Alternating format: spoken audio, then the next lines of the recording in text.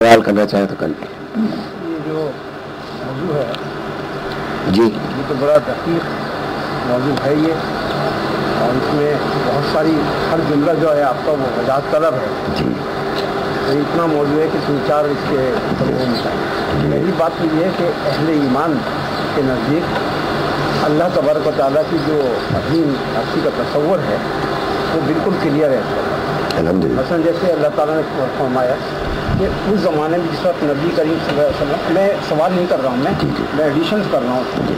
جس طریقے سے ابتدائی نبوت کا جو دور تھا نبی کریم صلی اللہ علیہ وسلم کا، آپ جو فرما رہے تھے، اور یہ دعوت و تبلیغ کے سلسلے میں لوگوں سے ملاقات ہوتی تھی، تو لوگ یہ سوال کرتے تھے کہ بھئی یہ بتائیے، مذاق اڑاتے ہیں، بھئی تمہارے اللہ جو ہیں وہ کیسے ہیں، موٹے ہیں، لمبے ہیں، چوڑے ہیں، ان کے وارث کون ہیں، کس کے وارث ہیں وہ، یہ بہت لمبی ڈیٹیلس ہے اس کی. تو فرمایا قل هو اللہ احد اللہ الصمد. اس میں اس کی جو تفسیر آئی ہے جو میں نے پڑھی، یہ بہت لمبی تفسیر ہے اور اس میں بہت ساری چیزیں انہوں نے کور کی ہیں. ہم سب لوگوں کو یہ تفسیر جو ہے یہ پڑھنی چاہیے. اس کا پس منظر یہی ہے کہ لوگ ان سے سوال کیا کرتے تھے اللہ تبارک و تعالیٰ کے سلسلے میں.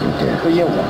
دوسری بات جو یہ ہے کبر کی جو بات ہے، تو میں نے آپ کو بتایا بھی پڑھی قرآن حکیم میں اللہ تعالیٰ نے خود ہی فرمایا کہ اللہ تعالیٰ جو ہے تکبر کرنے والوں کو پسند نہیں کرتا. ابھی تکبر کرنے والے کون ہو سکتے ہیں؟ مثلا ایک ہنرمند آدمی، ایک انجینئر ہے، ایک ڈاکٹر ہے، اگر ڈاکٹر کے سامنے ایک مریض بیٹھا ہوا، وہ ڈاکٹر کی جو تمام وہ مطلب یہ کہ اس کا ہنر ہے اور اس کا تجربہ ہے اس کے سامنے وہ خود پیش کرنا شروع کر دے، تو اسے تو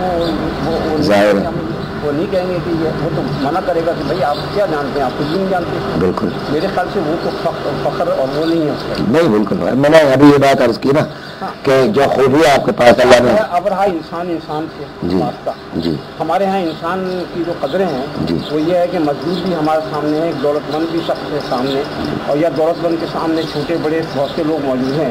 تو انسان کو یہ سمجھنا چاہیے کہ اللہ تبارک و تعالیٰ نے انسان کو ساری خصوصیت ساتھ میں ہر انسان کو پیدا کیا، اور ہر انسان جو ہے وہ بلا وجہ پیدا نہیں ہوا. ہر انسان جو ہے کسی نہ کسی اس کا مقصد ضرور ہے.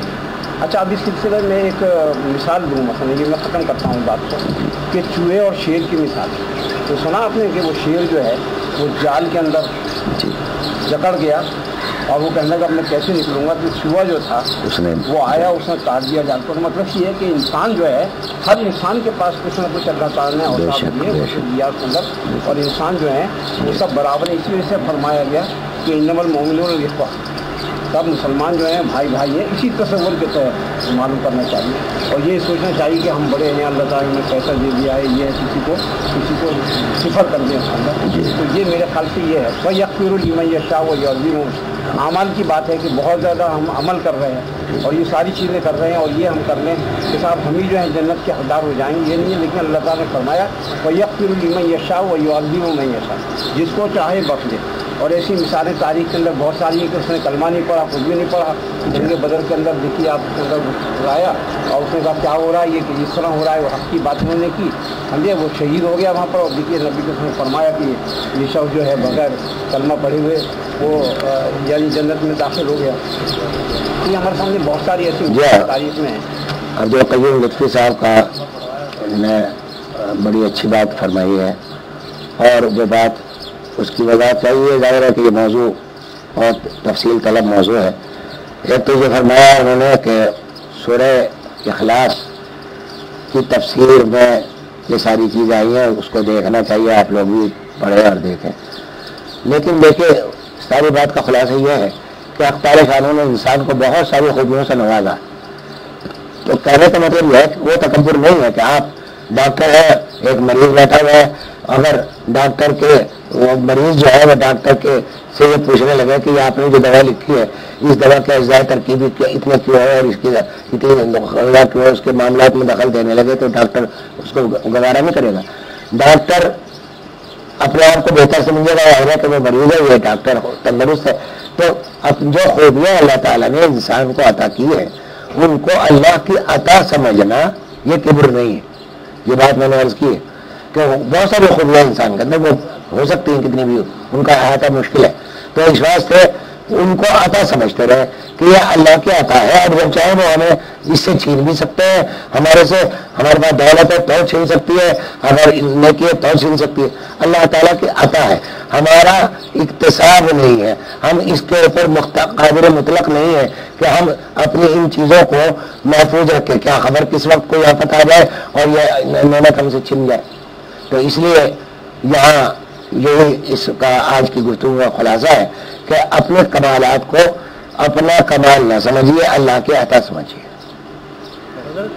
یہ جو آپ نے حکایت پہلے والی بیان کی، اس میں یہ والی بات جو ہے سمجھ میں نہیں آئی کہ جو آدمی نیک ہے وہ برا خیال آنے سے ہی جہنم میں جائے گا، کیونکہ اسلام کی جو اساس ہے، جو ہم دین کو سمجھتے ہیں، وہ یہ ہے کہ گناہ جب تک سرزد نہ ہو جائے اس کے اوپر مطلب سزا نہیں ہے۔ اس حکایت کے تحت گناہ تو سرزد ہوا نہیں اور فیصلہ صادر ہو گیا کہ یہ آدمی جہنم میں، تو یہ بات سمجھ میں نہیں۔ میں اس وقت سوچ رہا تھا کہ اس سوال کا جواب نہیں واضح کر دوں۔ پچھلی امتوں کا یہ حکایت ہے، اور پچھلی امت میں یہ تھا کہ ارادوں پر بھی پکڑ تھی۔ جی، یہ تو اس امت کا اللہ تعالیٰ نے احسان کیا ہے کہ آپ کے برے ارادوں پر گناہ نہیں دیتے، لیکن پچھلی امتوں میں گناہوں پر بھی پکڑ ہوتی تھی اور اس کا عذاب آتا تھا، تو اس لیے غلط ارادہ کیا، اس لیے ان کو پرواہ آتا ہے۔ سب نے کھولی جی، بخاری شریف، اچھا مجھے اس کا واضح ہو گیا، تو اس لیے بخاری شریف کی حدیث ہے، تو اس واسطے یہ ان کو جو ہوا آگا، تو یہ تو اس امت کی خاصیت ہے کہ آپ اگر گناہ کر لیں تو ایک گناہ لکھا جائے گا، اور اگر نیکی کرے تو 10 لکھی جائیں گی، سمجھے، یہ ایک قانون بنا دیا۔ تو اصل میں بہانے ہیں، بخشنے کے بہانے ہی ہے، اللہ تعالیٰ چاہتے ہی ہے کہ کسی طرح بخش دیے جائے، یہ ادھر ادھر نہ جائے۔